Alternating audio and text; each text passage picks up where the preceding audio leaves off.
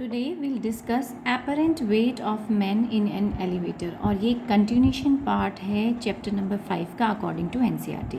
सो इससे पहले हम ये कुछ डेरिवेशन कर चुके हैं जिसमें हमने फ्री बॉडी डायग्राम यूज़ किया है। वही डायग्राम हम यहाँ पर भी यूज़ करेंगे और केसेस कंसीडर करेंगे अलग अलग कि सपोज़ यूनिफॉर्म वेलोसिटी से मूव कर रहा है तो क्या सिचुएशन है और अगर एक्सेलरेटेड मोशन है तो क्या सिचुएशन है।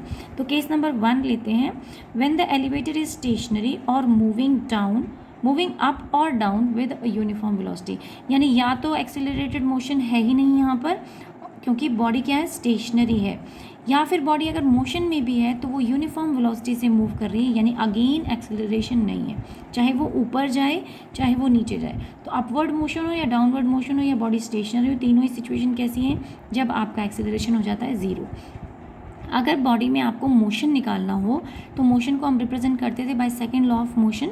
वो क्या है, F is equal to ma या F is equal to change in momentum, लेकिन चेंज इन मोमेंटम का कंक्लूजन ही F is equal to ma है। तो राइट नाउ हम एक्सेलरेशन की बात कर रहे हैं, इसका मतलब जो एक्सटर्नल फोर्स थी which is equal to ma वो क्या हो जाएगी, 0। तो फोर्स कुछ नहीं लग रही है। अब सिचुएशन देखिए फ्री बॉडी डायग्राम की। इस सिचुएशन में पर्सन इज स्टैंडिंग एयर, मैंने डॉट से रिप्रेजेंट कर दिया, and from the surface ground से नीचे उसका वेट एक्ट किया विच इज़ mg, यानी लिफ्ट से नीचे। इस वक्त कहाँ पर है, वो एलिवेटर में है, तो वहाँ पर उसका वेट जो है वो mg डाउनवर्ड एक्ट किया। In reaction ground will also exert a reaction force और वो है r, लेकिन यहाँ पर r is equal to exactly mg क्योंकि कोई एक्सेलरेशन नहीं था। हमारे पास एक इक्वेशन होती है जिसको हमने पहले भी डिफाइन किया था कि motion is equal to action minus reaction, but motion तो क्या हो गया, 0। F is equal to ma तो 0 हो गया, तो यानी कि आप मोशन वाली साइड को 0 कर दीजिए।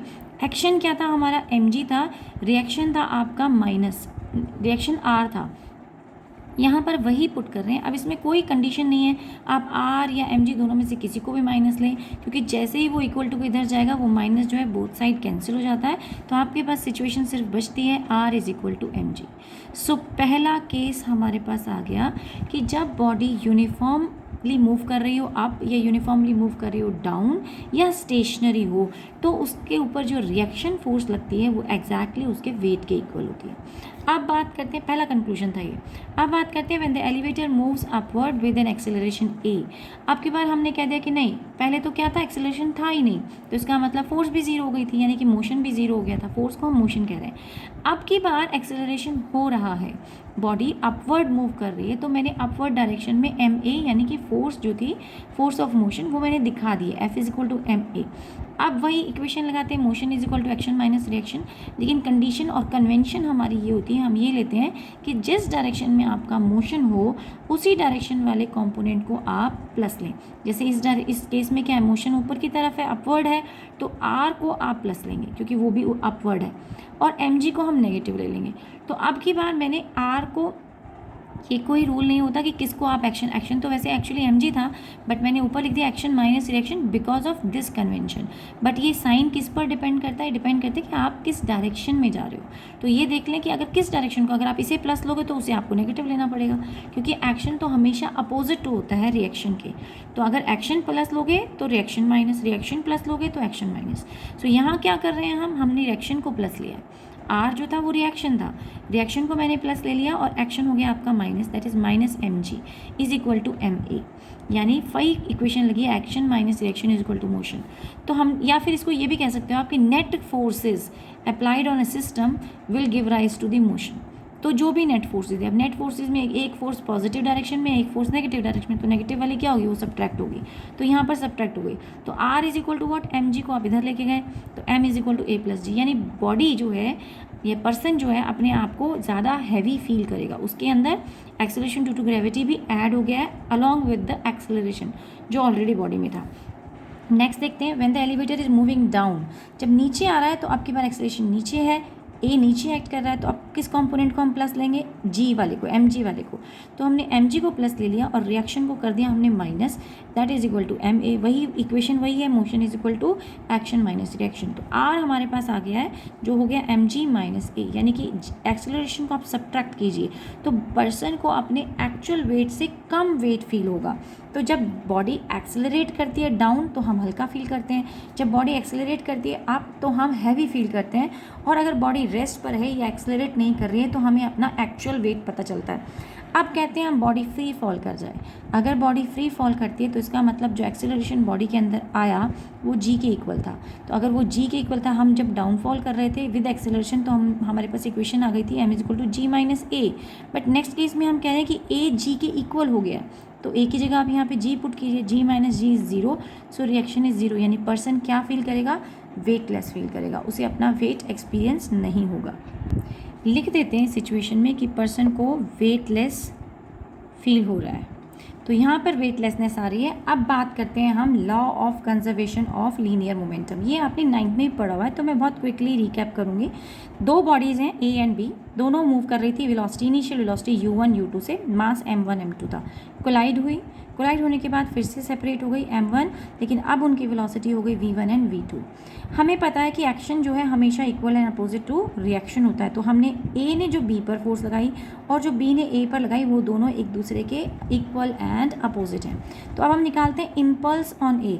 तो अगर कोई बी बॉडी ए पर फोर्स लगा रही है for time interval delta T, इस प्रोडक्ट को हम क्या बोलते हैं? हम बोलते हैं इम्पल्स। तो impulse is equal to F A B delta T. लेकिन ये क्या देगा? इम्पल्स तो हम चेंज इन मोमेंटम भी बोलते हैं। चेंज इन मोमेंटम किसके आया? ए की बॉडी के अंदर, यानी बी ने ए पर फोर्स लगाई तो चेंज इन मोमेंटम आ गया ए बॉडी के अंदर। तो उस चेंज इन मोमेंटम को हम कैसे शो कर सकते हैं? बॉडी 1 है, इनिशियल वेलोसिटी ये थी, फाइनल वेलोसिटी ये, तो final momentum minus initial momentum. Final is m1 v1, initial is m1 u1।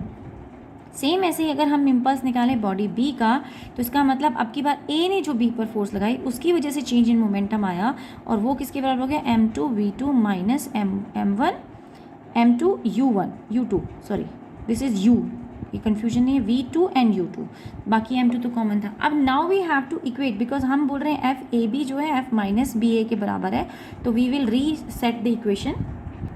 So we will replace, यहाँ पर एक बार फिर से वैल्यू रख देते हैं, जो ए बी जो था डेल्टा टी वो आपके minus of F of B A delta T के इक्वल होना चाहिए था। तो हमारे पास ये इक्वेशन आ गई थी, इसको वेक्टर फॉर्म में लिख रही हूँ तभी मैंने ये माइनस सिंबल लगाया। Now you can put the equation जो इसके इक्वल हमारी आई थी, वो आई थी m1 v1 जो है वो m1 u1 के इक्वल है। इसके लिए चेंज इन मोमेंटम ये था, और इस बॉडी के लिए चेंज इन मोमेंटम हमारा था m2 v2 minus m2 u2। तो जो चेंज इन मोमेंटम थे उनको भी हमने इक्वेट कर दिया, क्योंकि हम बोल रहे हैं दोनों फोर्सेस इक्वल एंड अपोजिट हैं, टाइम इंटरवल तो सेम है, तो दोनों फोर्सेस की जगह पर हमने F A B minus F B A के इक्वल कर दिया, और अभी हो गया। अब इसको जस्ट रीअरेंज करना है, open the minus sign and then rearrange, तो आपके पास आएगा m1 v1 plus m2 v2 is equal to m1 u1 plus m2 u2। यानी हम कह रहे हैं फॉर आइसोलेटेड सिस्टम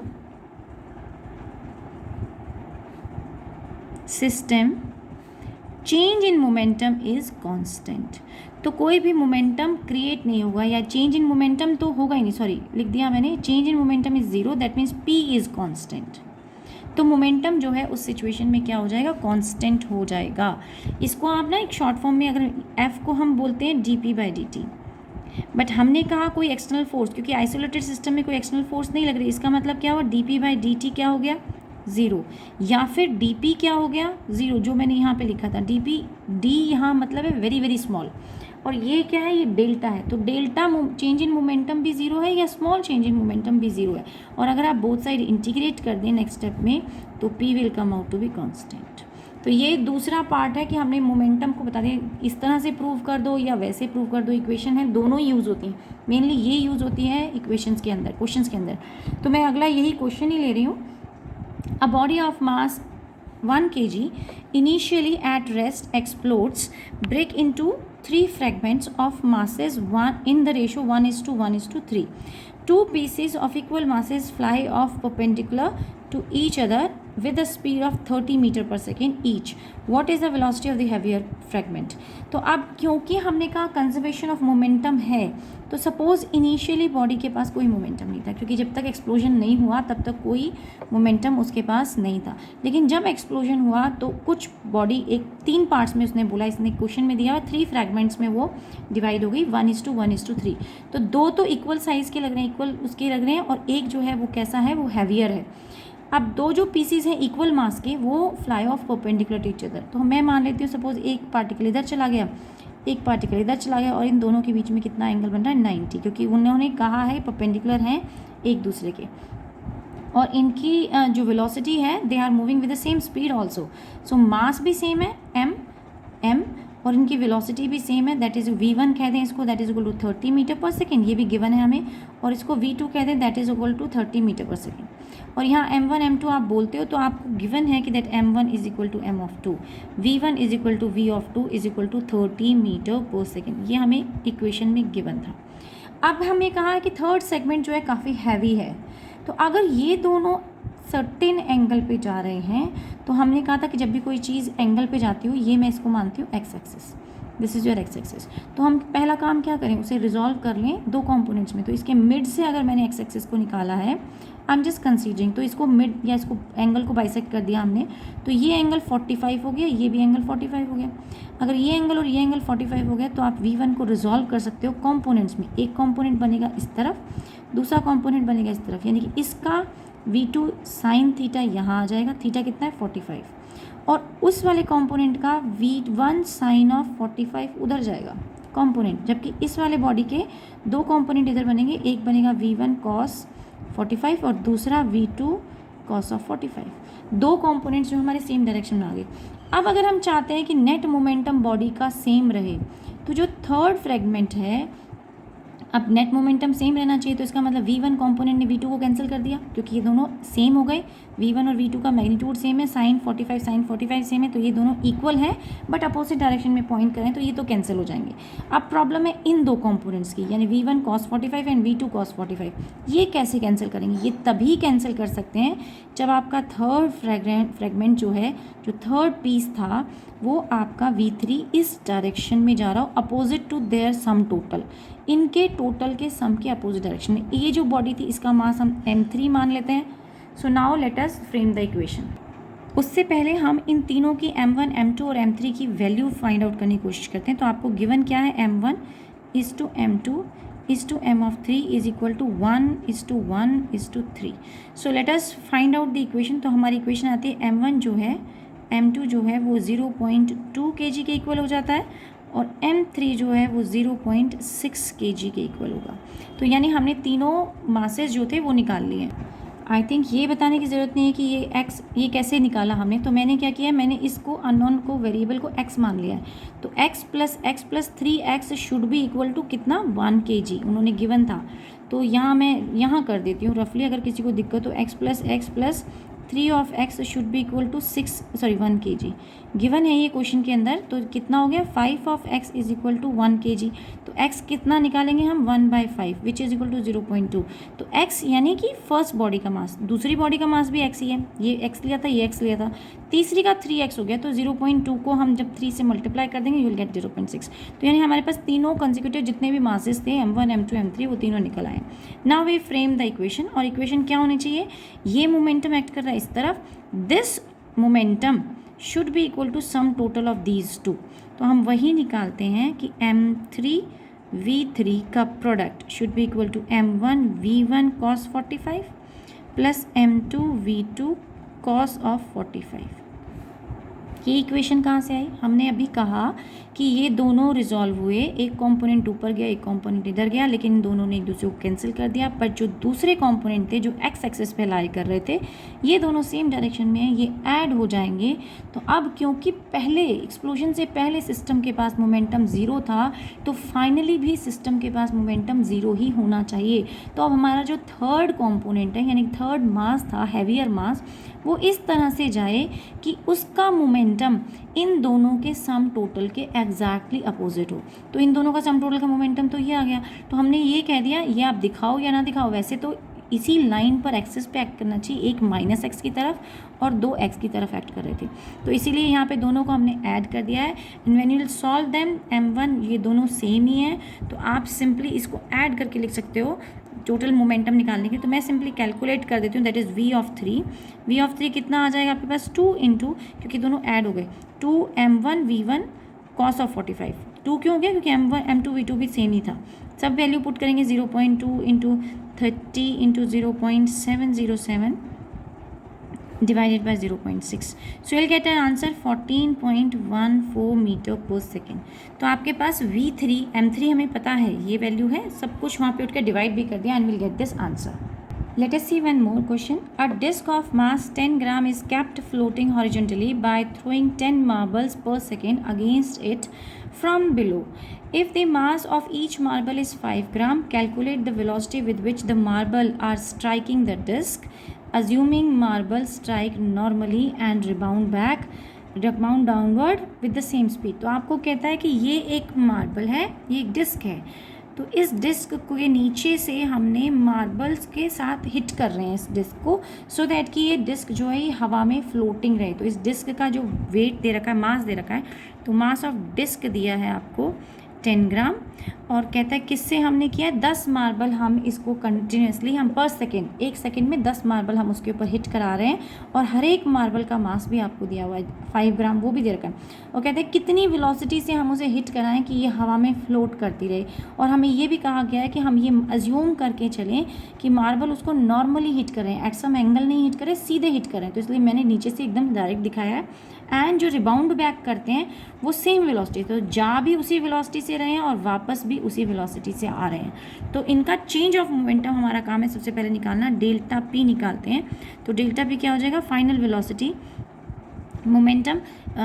आपने इनिशियली ऊपर हिट किया and this is your final velocity, returning वाली है.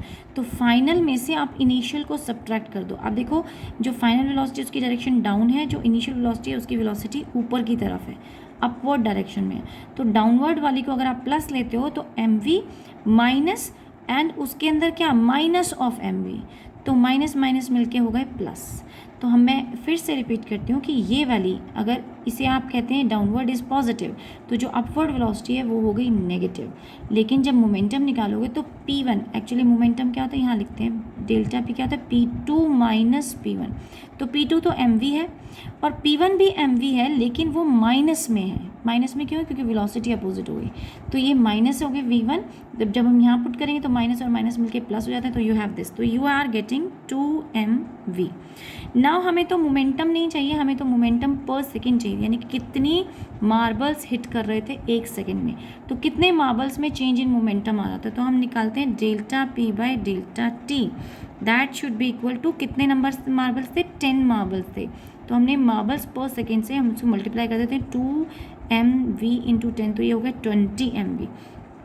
लेकिन ये सारे मार्बल्स किस चीज़ को बैलेंस करेंगे, इसकी वेट को. इसका वेट कितना था, नीचे जो एक्ट करा था mg, जो ऊपर फोर्स लगाई वो ये लगी है, लेकिन इसके अपनी जो वेट था इसका वो था mg, उसको बैलेंस कर दिया इसने.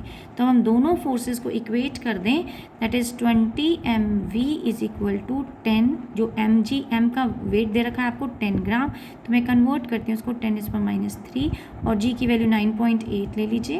Then you solve it, you will get the answer v as 0.98 metre per second. तो ये आपकी फाइनल वेलोसिटी आ जाती है. I am repeating once again, क्या कहा गया है कि जब आपने मोमेंटम जब आपने इसको पेबल्स को फेंका, पेबल्स ही है ना, हाँ जी, मार्बल्स को आपने फेंका ऊपर की तरफ, तो हर मार्बल को एक गिवन वेलोसिटी दी इनिशियली v, और वो मार्बल्स रिटर्न बैक होके आए वापस उसी सेम वेलोसिटी से. इनका मतलब जाने और आने में उनका चेंज इन मोमेंटम हुआ है.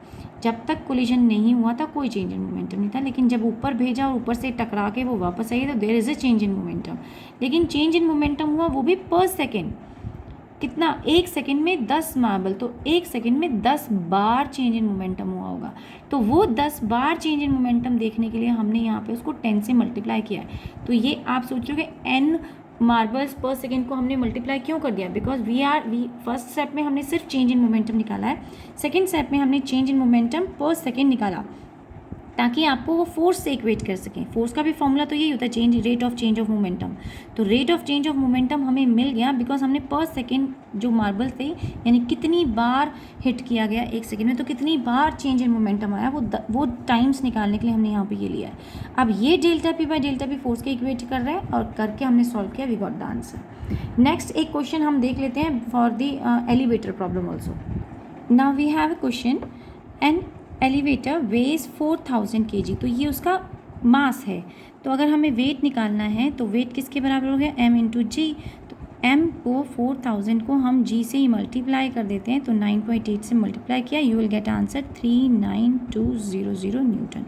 इट्स अप टू यू, आप 9.8 लें या 10 लें, और जब तक गिवन नहीं है आपकी चॉइस है। अगर गिवन है क्वेश्चन के अंदर तो आपको वही लेना होगा जो क्वेश्चन में दिया है। तो वेट हमारे पास आ गया, and when the upward tension is supporting in the supporting cable is इतना, तो आपको टेंशन भी दे दिया है 4800 न्यूटन। अच्छा, एक और ज़ीरो है, न्यूटन आपको टेंशन भी है। तो आपको सिचुएशन क्या दी है, टेंशन ऊपर एक्ट कर रहा है और बॉडी का मास जो है, एलिवेटर का जो वेट है W, वो नीचे की तरफ एक्ट कर रहा है। वो कहते हैं what is the upward acceleration. तो ओके, तो अब ये लिफ्ट क्या जा रही है, ये ऊपर की तरफ जा रही होगी, तो इसका मतलब इसके अंदर एक एक्सेलरेशन होगा, तो आपको ये अपवर्ड एक्सेलरेशन निकालना है। तो इस अपवर्ड एक्सेलरेटेड मोशन के लिए हम इक्वेशन दे देते हैं MA is equal to what, tension minus W। Tension upward है तो टेंशन को प्लस लेंगे, A प्लस था तो ये दोनों प्लस हो गए, माइनस W। अब दोनों में से tension is given, weight is given, दोनों सब्ट्रैक्ट कीजिए, आपके पास आंसर आता है 8800 न्यूटन।